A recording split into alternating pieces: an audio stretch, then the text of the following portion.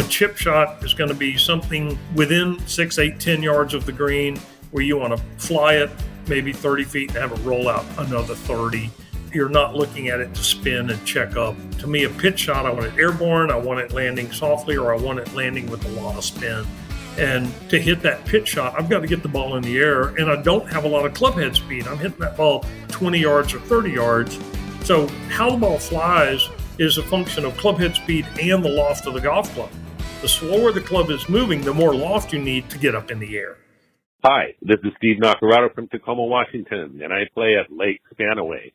This is Golf Smarter number 874. The creativity involved and the difference between pitching and chipping with the Wedge guy, Terry Kaler. This is Golf Smarter, sharing stories, tips, and insights from great golf minds to help you lower your score and raise your golf IQ.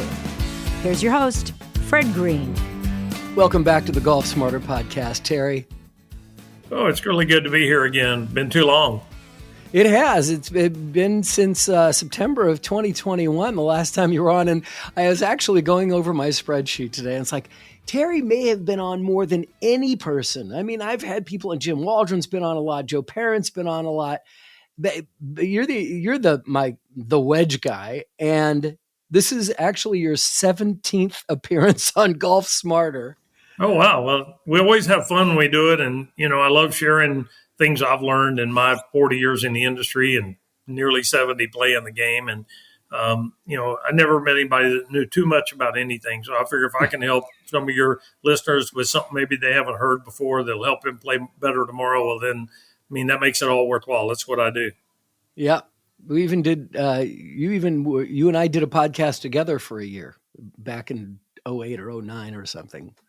We were you were on every week. Yeah. That was a while ago. And we've been through, together, we've been through a number of companies with you, but thankfully you're still at Edison Wedges and making great product. We're having a lot of fun with it and getting to stay focused on wedges again. And, there's just so much to do there to help people. If, outside of your putter and your driver, you're going to use your wedges more than anything, and maybe every hole, maybe half of the holes. And well, that wedge play, what you do when you're inside wedge range, 110, 120 yards, and what you do when you miss a green, it really sets your whole round up to be a good, clean round or a disaster. And it really is going to happen with those scoring clubs. And, people just don't think about them enough. And I think people certainly don't think about the design of their wedges and the use of their wedges near as much as they do their drivers and their putters. And they're just as important to scoring, if not more so. Oh, I couldn't agree with you more. I know that for each club in my bag, and I carry some Ping clubs that I was fitted for, and each of those clubs, I pretty much have a distance for them. But for my Edison wedges, especially my 57 degree, I'm anywhere from greenside out to 70 yards. I'm using that 57 degree with confidence. Well, and it's great that, and I preach that you need to find a method that works for you. And I personally, I work with 3 or 4 lofts of wedges when I'm inside, 110, 120. And I look at the shot and it's like, I may want to do this with a 53. I may want to do this one with a 57. And I may want to hit this with a 49. The wind's blowing a little in our face. Down here on the Texas coast, we play wind a lot. So I hit a lot of 60 and 70-yard pitch shots with my 49, because I can hit that little throttle back wedge, but the 49 keeps it lower, penetrates the wind, doesn't spin quite as much. And, the last thing you want when the wind's blowing 15 or 20 or higher is to throw the ball up in the air and wonder what's going to happen. So, and the Edison wedges, I created them because I play in this windy environment. We can always add loft to a golf club to flight the ball up, but a lot of people have difficulty flighting the ball down particularly with conventional wedges. And we built that into the Edisons, but we can talk about that more. But, I think whether you like you have one club, you can do a bunch of different things with it. Whether you're like me, I want to know how to do a few things with 3 or 4 clubs. It's spending time with wedges in your hands gives you that confidence regardless of which pathway you take. Yep. And how many times we can say this, but it's all about the confidence every time. Exactly. It's about And you need to, in my experience talking to people, is how many people just, fear and trepidation is how they define their wedge game. They really, particularly walking into a bunker, they don't have something to really believe in. They don't have a technique they really trust. They're not even sure what they want to do a lot of times. And so bad things happen more often than not if you don't at least have a commitment to something, Right. Do something. My dad used to say, do something even if it's wrong. Do something. I'm reading Tim Galloway's book, The Inner Game of Golf, right now. And he brought up a fascinating point to me, which was we all have this fear of failure, but there's also this tremendous fear of success that holds us back as well. Well, I think that's very true, and not just on the golf course, but I think it's true in a lot of walks. And it's been decades since I've read Tim's book, but I remember so much of the guidance in that book. It really, to me, it's very much like the wonderful book and movie by Dr. David Cook, 7 Days in Utopia, and about see it, feel it, trust it. And Tim's book is very much the same way. It's like if you don't see that shot, if you don't feel that shot, you're not going to be able to execute that shot. And right. I think a lot of people, they get overshot and they're finished with the swing and they never really had an idea what they wanted to do. They had something they might have wished would happen, but they didn't really have a clear picture of what they wanted that shot to do.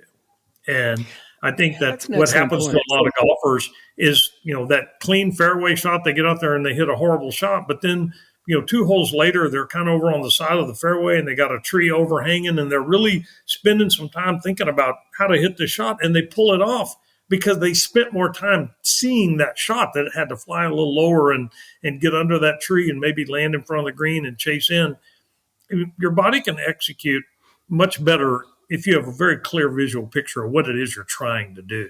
And, it'd be like walking with a blindfold on level ground and there's an incline in front of you, but you can't see there's an incline. You're going to stumble because you can't see that you have to adjust your pace for an incline. But yet if you're walking along, you don't even think about what you do differently as you get to the incline. You're not thinking about walking differently. Your eyes have a picture and your body processes the picture of what it has to do. The same with coming to a flight of stairs. You don't think about, oh, wow, there's stairs here. I have to lift my foot a little bit higher and flex my thigh muscle a little more and then rock my foot back. You don't think about that. You just see it and your body does it. And I think golf can be very similar to that. Get a good, clear picture. Your body has hit that shot before. Give it a chance. Yeah, I mean, I've gone to so many baseball games at the Oakland Coliseum, and they're one of the last stadiums in baseball that have the pitchers warming up over in the foul territory, right? Everyone now is, on the other side of the wall. But so there was a mound in foul territory, and can't tell you how many times an outfielder is going after a ball and he doesn't see that mound there. And he's running, looking up at the ball the whole time. And all of a sudden he hits that mound and bang, he's in his face. Yeah. You're right. Yeah. He's just unaware that he's got to make that different motion. That's good. And right. Is the wedge guy still happening on Golf WRX? Yeah, I'm still right every week. And, I have a lot of fun with that. And I get a lot of my readers will send in questions, which gives me, information. And in fact, Absolutely. This week I'm writing about the disappearance of the pitching wedge. And, people are very confused. They still have a club in their bag with a P on the bottom of it, but it's a far cry from a true pitching wedge. And so and there's always something. Golf is such a wonderful game with so many different things, even staying focused on the short game and scoring. I'm never going to run out of aspects of it to talk about and share what I've learned in these 40 years in the industry. Yeah. I can't believe how, as we were just talking about, people, they check their watch, their phone, their GPS, or their rangefinder. It's like, okay, I'm 110 yards from the hole. I need my 110-yard club. And that's the end of the thought. They don't think, okay, how am I going to get this to the green? Do I need to, what kind of shot do I need to hit? I think we got really locked in on yardage and stopped thinking about something that I have found to be so fascinating, again, with my 57-degree Edison wedge, the amount of creativity that this wedge has allowed me to incorporate into my game. Well, and I'm glad to hear that. I'm glad it's working that well for you. And I think, golf is a game of creativity. I mean, very rarely do we walk up and go, this is a textbook 7-iron shot. This is a textbook 9-iron. This is a textbook pitch and wedge. It's always like, okay, it's funny. People say, well, how far do you hit your 7-iron? People go, well, 145 or 185, whatever your number is. But golf has played the opposite. It's how far are you? Now, what club is that? What would you hit from 132 yards with the slight wind quartering from the right to a back pin? That's what golf is. Golf isn't how far do you hit a 7-iron, because you don't hit a drive and go, oh, this is a 7, this is an 8, this is a 4. Golf is throwing different things at you. It's like, hey, there's a little trouble short of the green here. I got to make sure I get all the way there. Or, I was playing golf yesterday with the local baseball coach, and he played collegiate ball. And I said, golf is a lot more like the guy on the pitching mound than it is the guy in the batter's box, because the guy in the batter's box has learned, technique, but it's reflexive. I mean, that ball's coming fast and you don't have time to think about what you're going to do. But the pitcher, he's more like the golfer. He's standing there and he's going, okay, I just lost the last 2 pitches high and inside. I can't let this guy get ahead of me in the count. That next one's probably going to go low and away. But he's going to hang on to it a little bit longer. And so that pitcher, everything this batter has done to him in the past, everything the last batter did, everything the last pitch did, is in his head when he's getting ready to deliver that pitch. And that's what golf is. I'm standing over this ball. I've hit 3 chunky iron shots in a row, or I've I've hit 3 pulls in a row or whatever. And all of that's working on your head as you're trying to process this golf shot. This golf shot's all by itself, just like that pitch is all by itself. Unless you let it, it's not affected. It doesn't care what happened before or what's going to happen after. It's you and this shot in this moment, regardless of the club. And again, as you mentioned, every shot's a little bit different. You can hit 4 7-irons in a round of golf, and none of them are quite the same shot. This one you were trying to get on it a little bit. This one you were hoping to maybe turn it over. This one you were taking a little off of it. But you used a 7-iron 4 times. But there were 4 really different golf shots. They weren't, hey, textbook 7-iron, driving range 7-iron, And that's what makes golf so fun and so dang elusive, to achieve the skills, of the elite players. But even, getting into a single digit of any kind and a low double digit still takes a lot of skill to get there. I talk to people all the time and say, well, I'm not very good. I'm a 12 handicap. It's like, hey, dude, 12 handicap is good golf, Yes, it is. But, but I always have people, they say, well, I'm not very good and I don't play as much as I'd like. I said, well, if it's any consolation, I never met the golfer who said, I'm too good and I play too much. I've never met that guy. All right, let's take a quick time out. We're going to take a time out. We'll be back right after this.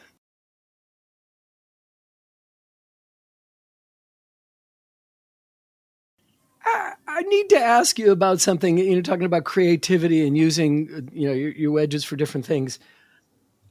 Do you know how to juggle with your wedges? Are you skilled at that? Have you ever practiced that? Do I what? Juggle. You know how remember that commercial with Tiger Woods and he's like just bouncing the ball in the face of the club and doink, doink, it's doink, funny. doink, doink.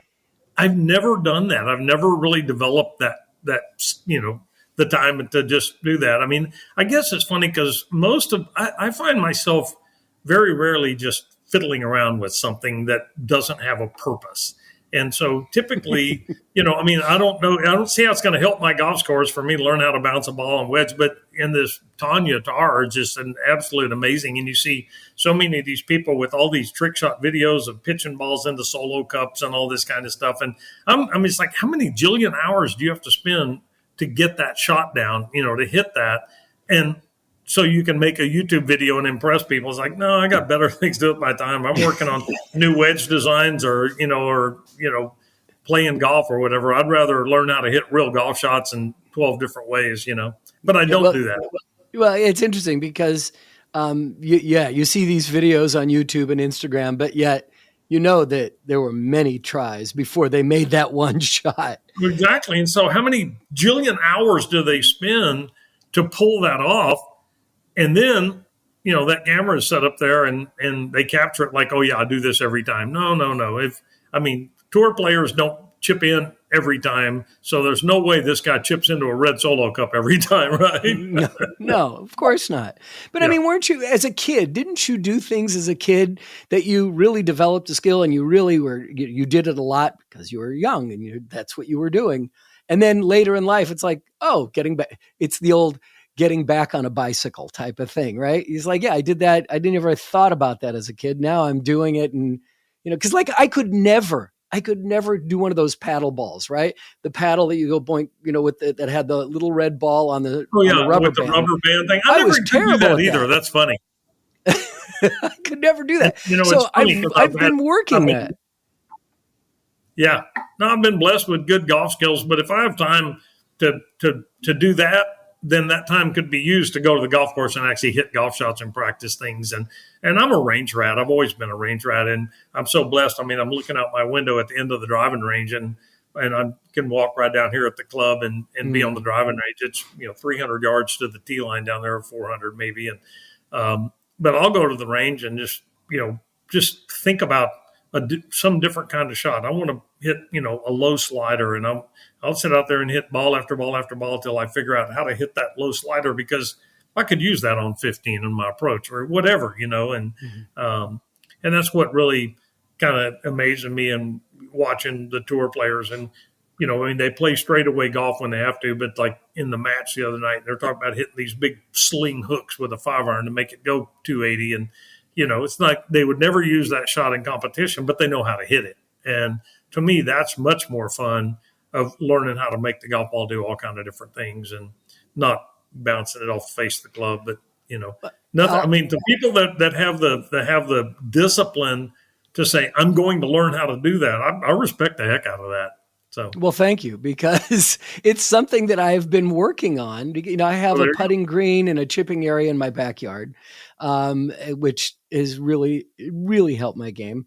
And so I've just, sometimes I'll be hanging out in the backyard and I'll try to do that. And again, I'm not very good at it. I've watched videos on how to do that, but it's also given me a much greater feel for that club. And I do it with that 57-degree Edison wedge. It gives me like this is my club and I can do that. Now, if I juggle it 5 times off the face of the club, I'm like, whoa, that was a good one. I've done it. I think I've done it once where I did it 15 times, or, 8 is a big deal. So just getting it started, because I try to do it from the ground up. Yeah. And then, but it really has given me a lot more confidence with that club, like I can do different things with it. So it's a skill that I'm enjoying and it's fun, but it's silly. I never do it on a golf course. No, I think anything that helps you develop a better sensory connection to your golf club, particularly in the wedge game, is going to be really good for you. My dad, when we were young, my dad really enjoyed shooting pool, and he thought that was a great game for developing your touch for just how a stick can roll a ball, at different speeds and different ways. And, I think there's, anything that develops your feel for the golf club and how a ball reacts off the golf club. And I think this is kind of why I think a lot of people have a really hard time learning the game, because they want to learn by learning how to swing a golf club. And I think, no, go to the putting green and learn what the ball does coming off the golf club. Learn what that feels like for the ball to come off of a golf club rolling. And then you can put a pitch wedge in your hand and you can feel what that ball feels like coming off of the golf club with a short swing, to, put it behind your head to be like, okay, your first driving lesson, we're going to go to the track and you're going to get in a Formula One car. And that's how you're going to learn to drive. It's like, no, you don't learn golf with a full golf swing. You're not ready for that. You still need your training wheels on here, Right. So I'm a big believer in you learn the game from the hole backwards. Yeah, absolutely. Absolutely.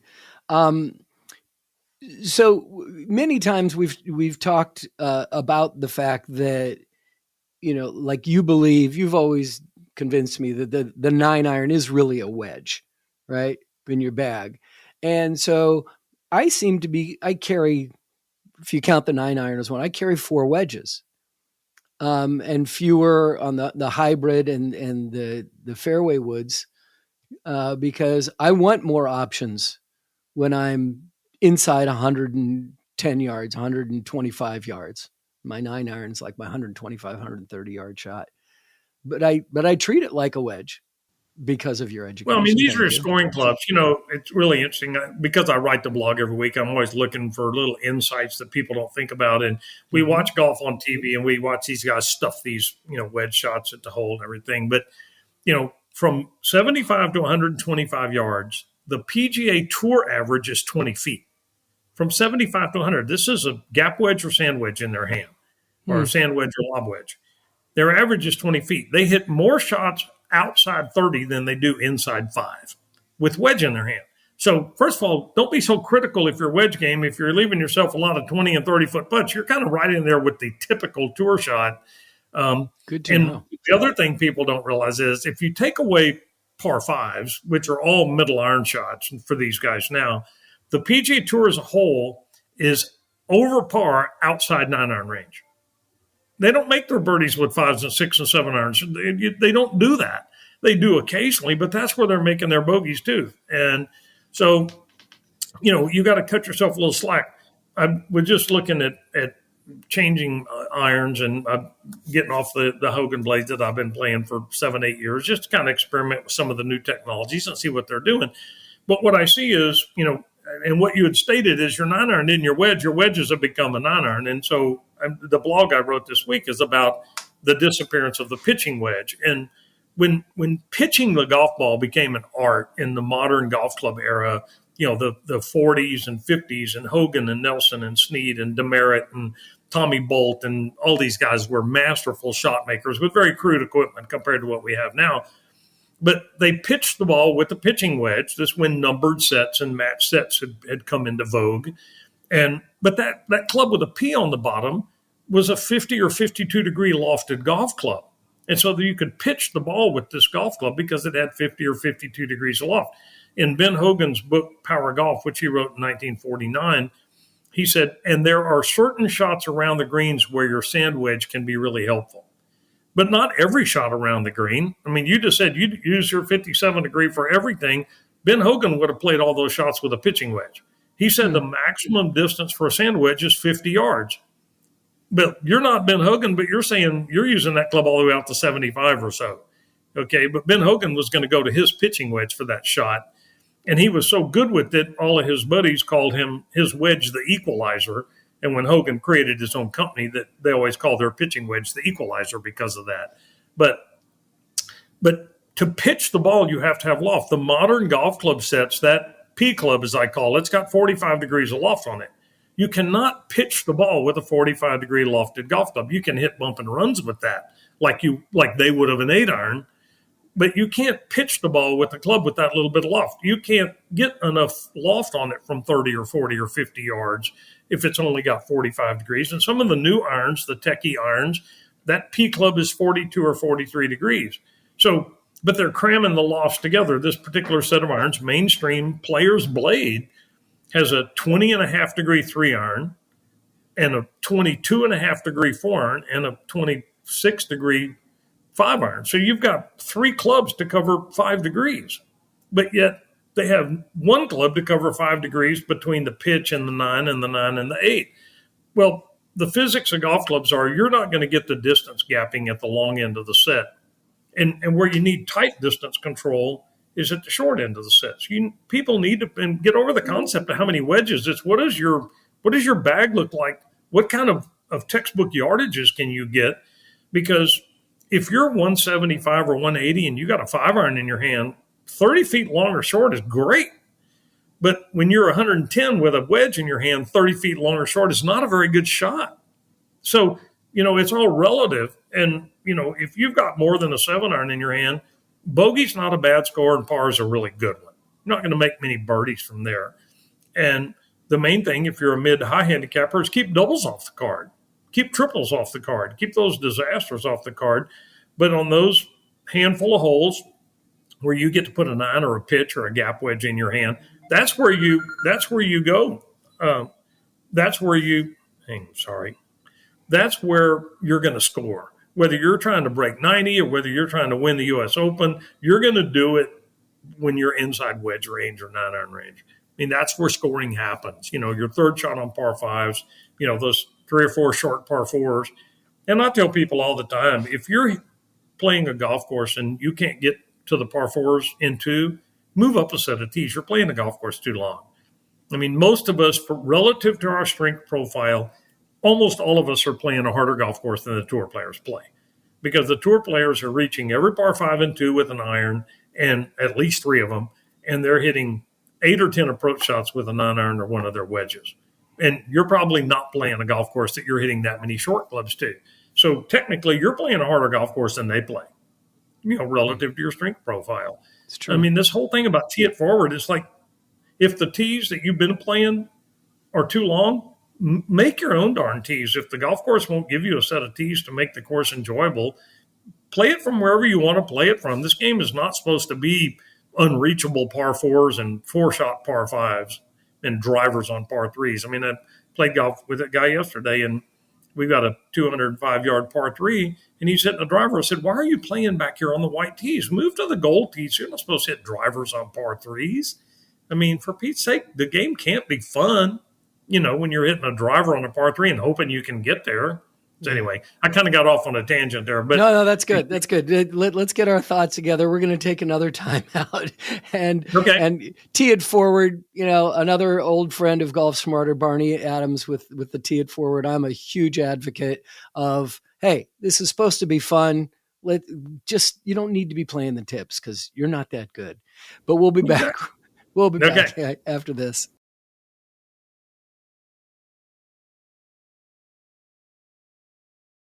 Mr. Wedge Guy, Terry, let's just, for the sake of listeners who, we have some longtime listeners, we have new listeners all the time. It's a really wonderful thing. I mean, you've been with me since the first one you're on, episode 129, and now here you are in 874.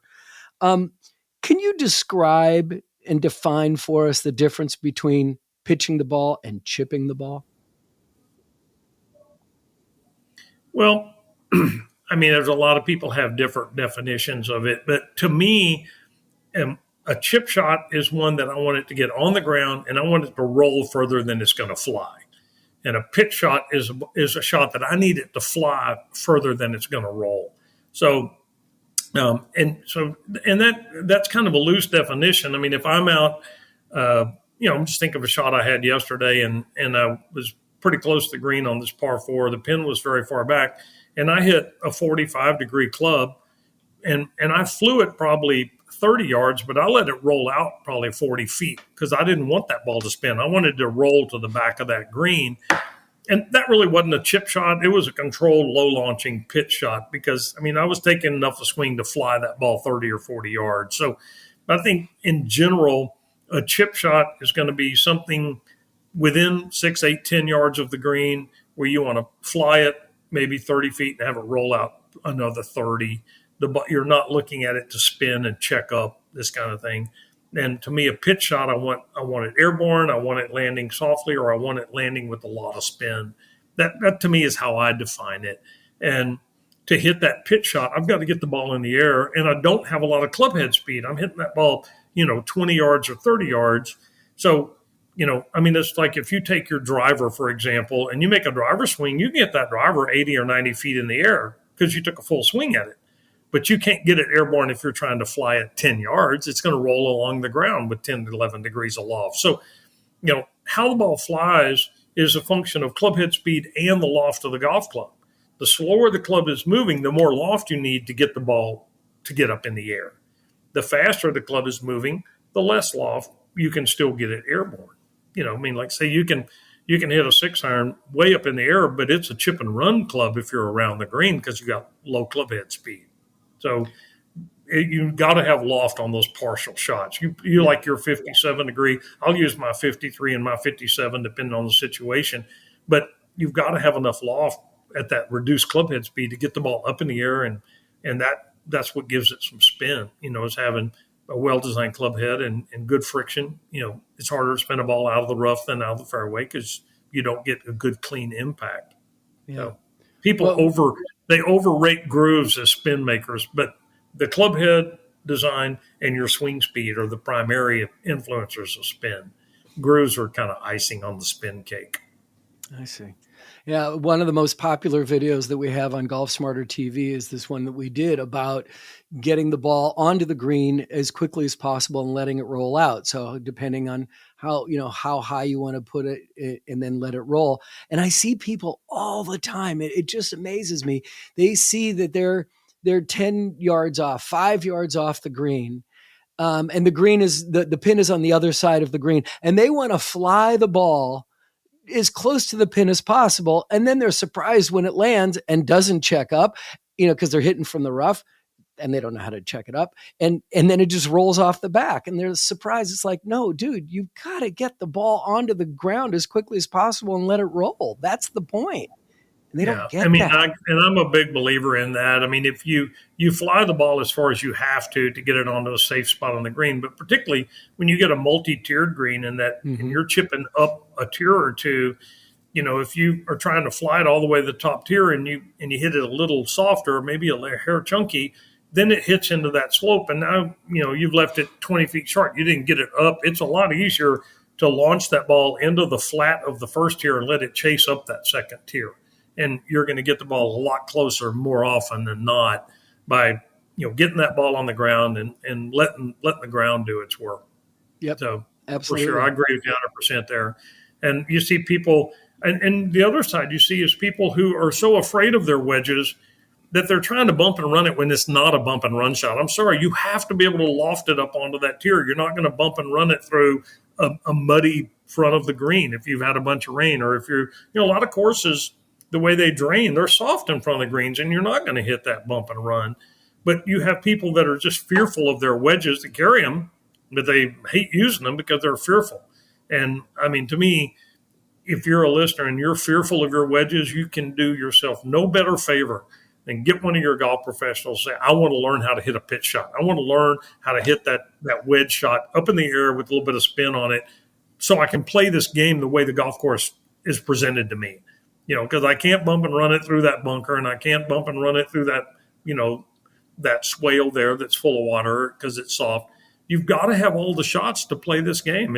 That's what makes it fascinating. You can't play this game one way. You can't play it always on the ground or always in the air. You got to have them all. I'll tell you, and I talked about this on a recent episode, this is a shot that I learned from Tony Manzoni is that, and I did this recently with my 57 degree. I was just a yard, 4 or 5 feet off the green, and the flag was up front.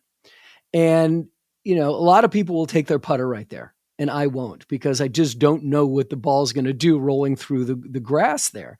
So what I do is I take this 57 degree, I grip down, I bend over it, and I'm almost in a putting stance. I'm practically because the ball's close to the club head is close to my feet, and I go toe down, heel up on it.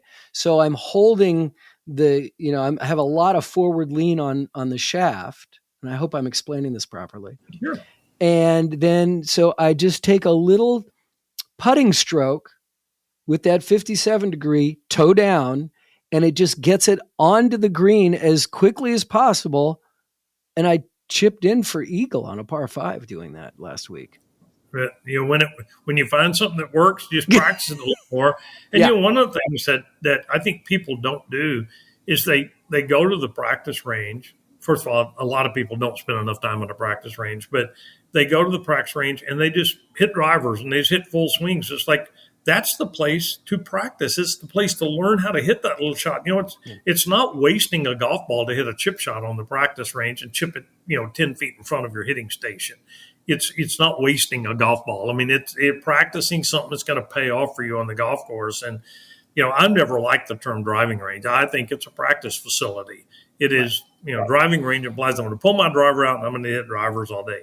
But it's a practice facility, and it's there for you to learn how to maybe hit little draws and learn how to hit cuts and learn how to flight the ball down and up and, and practice your basic swing, and then practice doing little variations off of that. And one of the things that I think is real simple is to, learn what various ball positions. So this ball position with this little chip shot, the ball flies this way, but if I move it back an inch, it flies a little lower, and I move it back 1 inch, another inch, and it flies a little lower and rolls out still.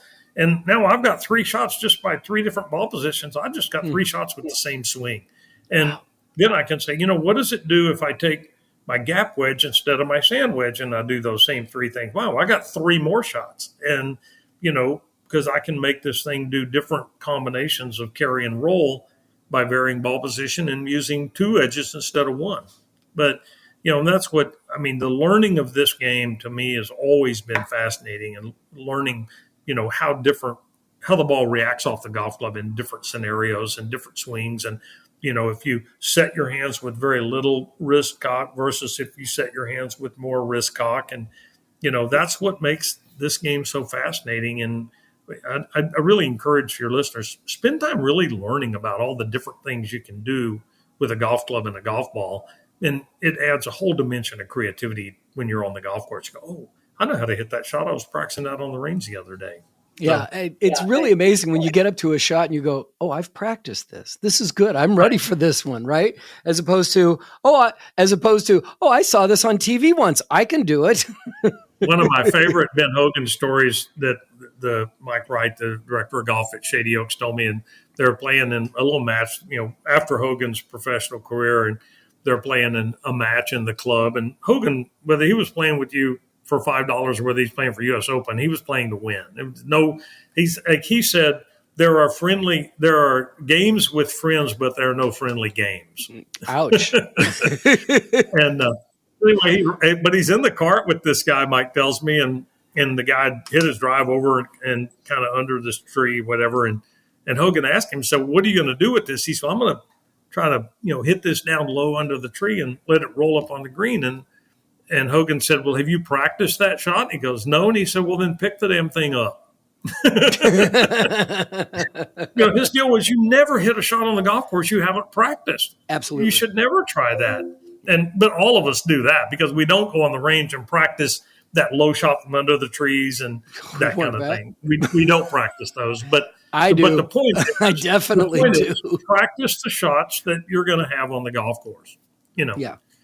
People, it's like I play with people who just tremble when they walk into a bunker. It's like, well, have you ever gone over to the practice bunker on the range and just go throw 30 balls in there and you'll figure it out pretty quickly what works out of the bunker. Then the next time you walk in a bunker, you have something to believe in. You're not just fear and trepidation, Yeah. So it's very hard to execute a good golf swing when you're paralyzed with fear. No question about it. No question about it.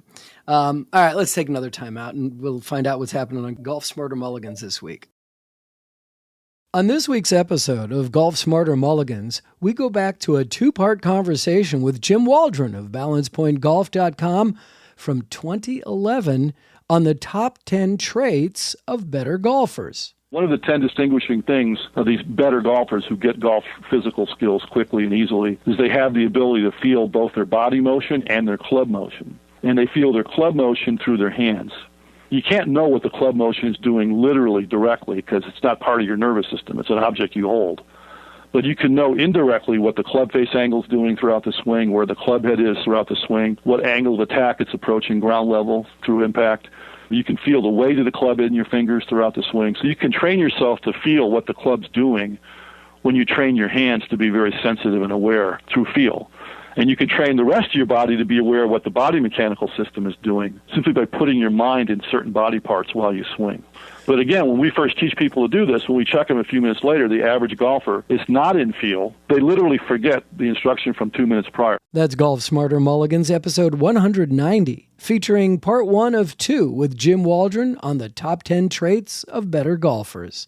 Please subscribe for free to our sister podcast that revisits the best of the Golf Smarter podcast that we call Golf Smarter Mulligans. It's being released every Friday from wherever you're listening right now.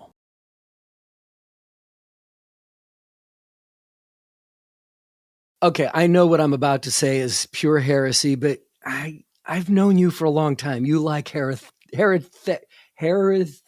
thought, what? Close heresy. enough.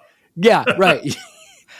I don't like practice facilities on grass. I prefer hitting off of mats because usually the grass is all sandy. And it's not the same kind of shot that you're practicing on, to play on the golf course. I don't like hitting off of sand like that all the time. I know I'm bad. It's a bad thing. There's a lot to be said for understanding the difference in the turf at your practice facility versus the turf you might encounter on the golf course. Right. But mats to me, I don't like them because they're so forgiving. They don't really require you to be very precise in your ball striking. And because mats are forgiving, you hit a little behind it, it skips in the ball still goes pretty good. And, you don't know if you're really coming down on the ball real steep or shallow. I developed some arthritis in my fingers 20 years ago, and I did two things. One, started eating a lot of Aleve before I played golf, and secondly, going to graphite shaft. But I made changes in my golf swing, become a little more of a picker of the ball and just kind of brush the grass, whether I'm hitting wedges or whether I'm hitting 5-irons or fairway woods. I tend to like to take a pretty shallow, almost non-divot. And, I see people out on a range and they're just digging these trenches. And it's like, you can't get away with that on every golf course because on a firm lie, you're going to break your hand out there and, maybe get that arthritis. But, and I think if you develop more of a picking action, then what the turf is becomes less critical to your shot making because you're not having that severe downward blow. You're still hitting down on the ball. I still spin the ball a lot, but I don't hit down on it that steeply. It's just, I think, again, it's easier on the hands and the joints and that kind of thing. I'm more sensitive to that as I get older.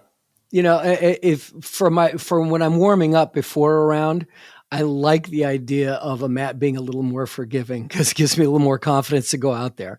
So your point well taken. So yes, practice facility, give me some good grass. Good grass. Don't give me sand. I don't like sand. I want to talk about Edison wedges again for a moment. The care, the what we need to do for groove care, for caring for your wedges. What do you recommend? Because right now I know on this one, I've got a nice big gash right in the middle of my club right here. I don't know why it's there, but it is. You could have caught a pebble in a bunker or whatever. The Edison wedges are forged out of a 1025 carbon steel. This is a soft steel. I'm a 100% believer that a forged golf club gives you more feel and more consistent feel of the golf ball. This is a durable chrome that we developed with our foundry. It's twice as thick as anybody else's chrome. You're not going to, if you don't compromise the chrome, you're not going to inject the idea of rust in the golf club. As far as grooves go, I think the number one thing you're talking about sandy ranges is, keep the golf balls clean when you're practicing and keep your club face clean. Sandblasting is exactly that. If there's sand on the face of the golf club, there's sand on the golf ball. Sand is harder than that steel. So it's going to eat away at that. Keep your grooves clean. One of the things that's very interesting, and you watch the guys on tour, and they're around the green and they take a number of practice swings on that little delicate shot. They want to get the real feel for the shot they want to hit. And then they'll take the club and like point it over at their caddy so he can wipe that club face down. So those grooves are super clean so that he can channel away moisture in grass and have the cleanest groove possible, the cleanest face possible on that shot.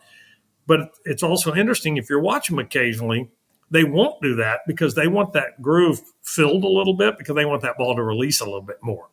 And so if that groove is filled with dirt and grass, that ball is going to release a little bit more. So, and you can do that. I mean, you can see the difference of it, of that little chip shot or pitch shot you have. If you want it to release, take a few practice swings, then don't clean the face. That ball's going to release a little more than if you wipe that face down after those practice shots. You want a good spinning shot. You want a good clean face on the ball. Oh, that's such a great tip, because I'm pretty obsessive about brushing my clubs, all of my clubs, even after practice. I got a little mud in the grooves. I got to clean it off. It's like, come on, Fred. It's like, no, so here's a good question though. How often do you clean your grips? How often do you wash your grips on your golf clubs? Wash the grips or change the grips? No, wash them. Never. What? Have you ever noticed you wear a white golf glove when you play? Yeah. You ever notice how that glove gets all dirty? Where do you think that dirt's coming from? It's coming from your hands, but your hands are coming from the grips. And I'm a big believer of the soft bristle brush and soapy water, and wash your grips at least every 3 or 4 or 5 rounds. Because you get hand grime and because it makes them tackier and easier to hold on to. And it makes them last longer. Never occurred to me. Yeah. Grips get dirty. That's how your golf glove gets dirty. Yeah. Well, I replace the grips every year, but it's not because of dirt. It's because, I've worn out a spot with my hand. Well, then you need to work on your grip. So the club shouldn't be moving in your hand. But wash your grips, every at least once a month, every 4 or 5 rounds, wash your grips. If you put get your kitchen sink full of warm water, a little soap, you'd be amazed at how dirty that water gets just by washing your 12, 13 grips. Never even occurred to me. And it gets the dirt off of them. Yeah. I love that. Golf, I grew up in the persimmon era, and, we took Johnson wax and we waxed our persimmon woods, and you never put them away wet into that head cover. I mean, back in those days, your clubs took a lot more care than they are now. But, and those old rubber grips, they got hard and worn out in, a season. But I see golfers a lot of times, they've got grips that are hard, they're worn out, and it makes the golfer just gripping it like with a death grip, Yeah.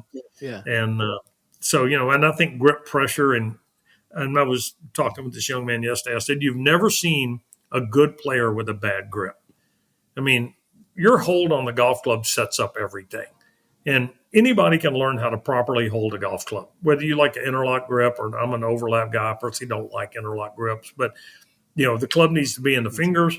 And I'm surprised at how many people are ordering mid-size and oversized grips, and our hands haven't changed in size. And big grips reduce your hand action. People are fighting the slice. They put a big grip on the golf club, which promotes the slice. And it's pretty crazy. But it does. But we get to see it all. Building golf clubs for people every day, custom order golf clubs. You get to see all kind of requests. Yeah, it's pretty interesting. I bet you do. So what's happening with Edison Golf and the new product? You got PGA shows coming up, and this is the time of year where manufacturers are announcing new things and stuff. What's going on with the clubs over at Edison? Well, we have been selling Edison Forge Wedge since mid 2020. We've got thousands of really happy owners like you that have seen what we're doing is so radically different than anything in the wedge category. And one of the things I try to share with people is what you don't realize is your tour design wedges, whether they're from brand A, B, C, D, if you go into a retail store, they all basically build the same golf club in wedges. Their drivers are different, irons are different. They're all built in the same golf club. And I put them on robotic testing. And what people don't realize is your wedges are less forgiving than the most traditional tour blade iron. And people say, well, I don't play tour blades, I'm not that good, but you're trying to play a tour wedge. And it's more finicky about where you make contact than even that tour blade iron, because all the weight's on the bottom, there's no mass in the top. And I've been putting more and more weight in the top of wedges for the 30 years I've been doing wedges, 30 plus now. And the Edisons go further than anybody's ever gone. And I've been working for 2 years on how do I make it even better, because I'm not going to ever stop and go, okay, that's everything I can do to a wedge. It's not going to happen. And, we're going to be introducing next generation technology next spring. We've got all of our Edison Forge wedges are still better than anybody else in the business. And basically nobody could find a way to make a better wedge than the Edison Forge, so we did. And we've inched our performance up a little bit, a little more spin, a little more penetrating trajectory, more forgiveness. Now, that's what I'm chasing is I'm trying to give you a wedge that's forgiving as your driver. And you can hit a big driver all over the face and it goes pretty dang good. But a 1/4 inch miss on a wedge will cost you 30, 35 feet at 90 yards. And for a 1/4 of an inch miss, well, we don't hit it perfect. The tour players don't even hit it perfect all the time. So, we're always pushing envelope. We're experimenting new shafts. We love our relationship with KBS, the KBS steel, the KBS graphite. Makes phenomenally good wedges. And, we're a big believer in getting the shaft in your wedges to blend nicely to the shaft in your irons. I think people still are playing shafts that are heavier than what they ought to play. I've been playing all graphite in my irons and wedges for 25 years and would never go back. And I'm a low single-digit player. It's a pretty good still. But the feel of graphite is so superior these days. And we can build graphite, in any kind of weight from 50 grams to 100 grams. But we've got some new things coming out. We've got a big price promotion going on right now. We're at $40 off of our regular pricing. Wow. With the discount code HOLIDAY40. You can find that on our website. Just go to the website and the discount code's right there on the banner. But this is the lowest our wedges have ever been priced. They'll never be priced this low again. But we're kind of rewarding the people that have been wanting to try us. And we've had another fabulous year of growth. And more people are learning that what we're doing is different. It's as different from your tour wedges as Big Bertha was from your little TaylorMade driver. You can't change golf club performance without radically changing the golf club. And that's why we continue to see all this technology and the new drivers with carbon crowns and adjustable hosels. They're doing that to chase performance, and they're getting it. Great. We're doing that in wedges. Nobody else is. But we know we can improve people's scoring range performance with the Edison wedges because your not so good shots look a lot more like your best ones with this golf club. It's really that simple. We're going to let you get away with those not so good shots. If you hit it in the eyebrows or if you lay the sod on it, I'm sorry, I can't fix that. But if you make reasonably solid contact and you miss the sweet spot a 1/4 inch or a 1/2 inch, I think that's a good shot. You should be rewarded for that shot, not penalized. If you can hit that driver pretty much all over the face and you get pretty good shots out of it. And why can't we do that with wedges? That's my driving question. Why can't I make wedges as forgiving as 5-irons and drivers? Because we've done a great job on those. When does taking the long time. When does the All Day 40 promotion, the 40% off with coupon code All Day 40, when does that expire? Do you know? We currently are set to expire the end of the year, so you've got time to get yours for Christmas, and it's like I say, the coupon code, discount code's right there on the website. Come visit EdisonWedges.com. You're going to read a story about wedges. Nobody out there will tell you as much about wedges as we do. We figure the more you understand how wedges really work, then the more you're going to realize what we're doing is the answer for recreational golfers, whether you're a 2 handicap or a 20. We're going to help you get away with shots that you can't get away with the wedges that are in your bag. And you've seen that since you've been playing these. You got a testimonial from me. I'm a big fan of my Edison wedges. You're going to have to fight me to take it out of my hand. And we won't do that. But okay. But it's funny. I've had people tell us that, and we have a trial program. We'll build you a wedge and let you go play it for 30 days. If it's not the best wedge you've ever played, send it back. We'll give you your money back. I don't want it in your bag if you're not happy with it. But be prepared to love it because we only get about 2% of our wedges back. And some people are looking for miracles. We're not in the miracles business. We're in the wedge business, but we do build a better wedge than anybody. So I'm totally okay seeing that because I've got robotic testing to prove it. That's a hard offer to turn down, and that it would be to the end of December 2022 because this is a podcast and we never know when people are going to listen to this. So take advantage of it if you're listening now. And if you're not happy with it, send it back. That's exactly. What else can you ask for? Right? That's awesome. Terry, it's so great to catch up with you again, to talk to you, to see you. And I'm, like I said, this is your 17th appearance. There will be 20. We will get there. We'll go there together. We'll get there. So no, we'll do it again, and we'll have lots of And happy holidays to you, my friend. Same to you, and look forward to seeing you in 2023. So I'm trying something new this week on our Golf Smarter TV channel at youtube.com/@golfsmarter. In addition to the entire episode being posted there, which we've done for years, with just a static image and no video, I've created a shorter version, just the highlights of this conversation that keeps the video to about 10 minutes. Plus, I've included some bonus footage from my last round walking the course at Foxtail North in Rohnert Park, California. Also, I'm going to try 1-minute videos from the podcast as YouTube shorts. But would love to get your feedback on whether you like a highlighted version or prefer the entire thing. And we're talking specifically about on YouTube, not the regular podcast. And on YouTube, you're more than welcome to leave feedback and your comments right along with the content. I'll leave a link in our show notes, in addition to having the new highlighted video on today's blog post at golfsmarter.com. But please subscribe to youtube.com/@golfsmarter so that you can be notified of podcast episodes and these other new videos that are being posted to Golf Smarter TV. I want to thank our newest Golf Smarter ambassador, Steve Nakarada from Tacoma, Washington. Now, Steve is going to have his choice of 3 different gifts just because he mailed golfsmarterpodcast@gmail.com and asked for our simple instructions to leave a voicemail at our toll-free Golf Smarter line. Now, he can choose a dozen balls with the Golf Smarter logo from Odin Golf, the brand that sponsors and pays everyday golfers, and they're at odin-golf.com/pages/golfsmarter. That link is also going to get you that 20% discount off these inexpensive balls if you have the checkout code Golf Smarter. Yeah, and he can also choose to receive a private online link to Tony Manzoni's video of the Lost Fundamental. Now, Steve's third choice is a new glove and glove storage compartment from redroostergolf.com, the unique glove subscription service that offers many styles of gloves in 26 sizes.